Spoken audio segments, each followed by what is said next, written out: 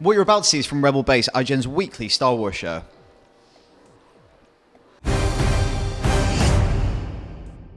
Oh, what's that, Gav? Are you reading something? I was, Daniel. I was just having a look at Star Wars issue 7. So issue 7 of Star Wars, the ongoing Marvel comic, came out this week, and it's kind of a one-shot all about what Ben Kenobi's been up to for all those years on Tatooine. So Luke is reading... Chilling.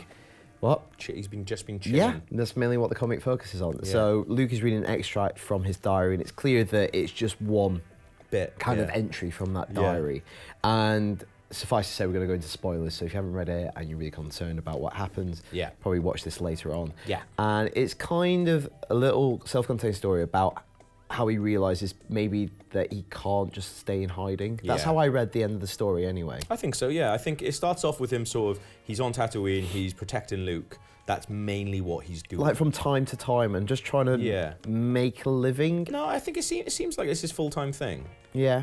Like he's just in hiding, constantly... it's like checking in on him. Yeah, checking in on Luke, but also like trying not to get involved in sort of like the little fights and like basically what's happened is the Hutts have pretty much just taken over Tatooine, and you know there's a lot of bad dudes going around collecting this water tax and basically just pushing people around. Well, racketeering, aren't they, basically? Just making people's lives really, really miserable. So I think it opens with lots of really cool imagery of this man who you know is immensely powerful, but he's like shrouded. It's like the man with no name. It's almost like a Western thing. They really play that up in some of the panels. Cool, and he's just walking through this dusty town. Yeah. And he sees all this horrible stuff going on around him, people being exploited, people being harassed.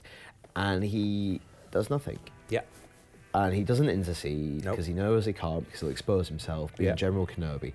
And he just, like a lot of the book is just introspection, which I actually quite like. Well, it's a diary, isn't it? So it's, you know, a lot of him just thinking. And you see him like meditating as well, and he kind of questions himself. He questions his training. He questions Qui-Gon. Yeah. And one of my favourite line in the book is when he talks about, "You trained me for lots of things, Master, but you never trained me to be this. Yeah. You never trained me to be passive." Yeah.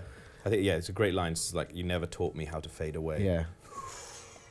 See, to me, though, we sort of slightly disagree on this. That suggests to me that he's almost like given up. I think it's born out of necessity in the times that he's one man. Yeah. It shows greater wisdom to do that and protect this young kid who could one day lead a new Jedi Order, rather than expose yourself, get yourself killed, and then leave this child unprotected. I almost think, because if you look way back to Phantom Menace, he ends up killing Darth Maul, but he's really headstrong in that film. Yeah. And he almost has to curb that in the subsequent 2 movies. And again, Which he does, he learns from that. And he tries to, but he almost like he's learned from that incident, and now completely alone, he's still, even later on in his life, curbing those tendencies. Yeah. For me, so far, this is the best, out of the Star Wars comics we've seen, is the best depiction of the Force.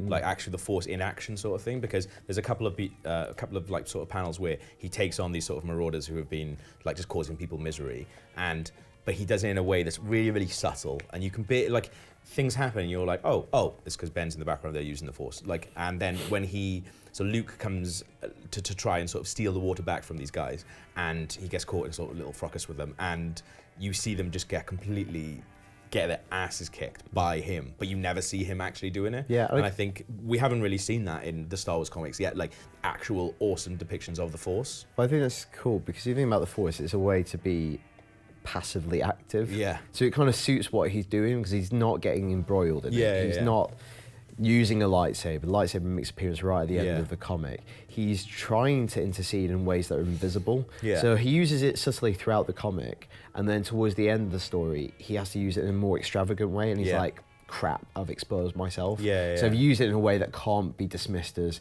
a gust of wind, something ridiculous, or fate and circumstance. He's exposed himself, he's played his hand. That's right. So I wonder where that's going to go, because it almost suggests the fact at the end he ignites the lightsaber alone, that he's going to start being more active and doing missions behind the scenes. Yeah, maybe. So I wonder if there's scope for that still to be explored, because obviously these comics are in canon. Yeah. And I wonder whether there's rumours we spoke about last week that they might do a Kenobi film, and how we'd be really happy to see Ewan McGregor return to that role. It would be really good, So it does feel like there is scope, and there's the fact that he left Luke this diary. Yeah. that he said in the preface, it's almost a bit like found footage, found manuscript, which is obviously an old trope, a narrative trope. That this is just one of many adventures. That's right. And I would like the idea that Luke found this. He says like he intentionally left it somewhere Luke would find it. Yeah. And so basically, because Luke didn't really have a mentor for that long. Now in the stripped back universe. Yeah. So it's almost this like book that he turns to. Quite like that idea. Yeah. And it'd be really cool. Imagine if they had a framing narrative for a new anthology movie where Mark Hamill's still reading it in his old age. That's actually a really good idea. And it flashes back. Yeah. I want that. Yeah. That'd be really good. Oh, I really liked it though. I think it's a really good comic. It's got a cool little ending to it. And it's just a nice sort of segue from the sort of thing that Aaron and we actually been doing sort of thing. The bigger stuff. Yeah. Which is going to, actually, we'll talk about it more maybe in a future episode, but it's going to be the first Star Wars comic crossover event. Oh, really? Where Aaron's Star Wars is going to collide with Kieran Gillen's Vader for a big, like, little kind of mini crossover event. Very cool. But yeah, that's what we think of the Kenobi one-shot issue 7 of Star Wars. If you read it, you read in the comics, let us know what you think. rebelbaseigen.com. And until next week, for everything on Star Wars, stay right here on IGN.